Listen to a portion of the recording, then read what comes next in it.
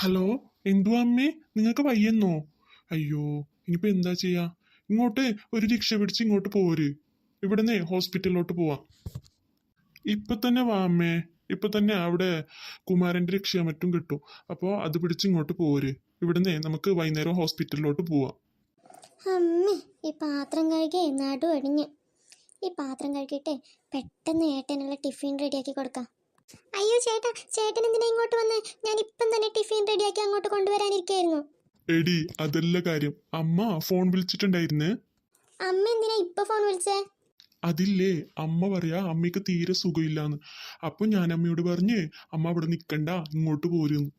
ഇവിടുന്ന് ഹോസ്പിറ്റലിൽ പോയിട്ട് ഇവിടെ 2 ദിവസം നിന്നിട്ട് പോവാന്ന് പറഞ്ഞു ഞാൻ. ആ, വെറുതെ അല്ല. ഞാൻ വിചാരിച്ച് ഈ രാവിലെ തന്നെ ആരോടായി ഇങ്ങനെ ഫോണിൽ സംസാരിക്കുന്നേന്ന്. അതൊന്നും വേണ്ട ഇപ്പൊ.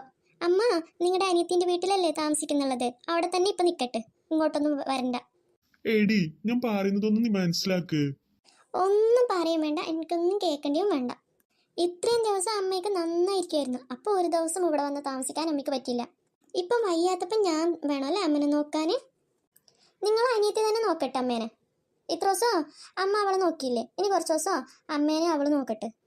ഇത്ര ദിവസം കഴിയുന്ന സമയത്ത് അവൾ നോക്കാനും വയ്യാത്തപ്പം ഞാൻ നോക്കാനും അല്ലേ? എനിക്കൊന്നും വയ്യ.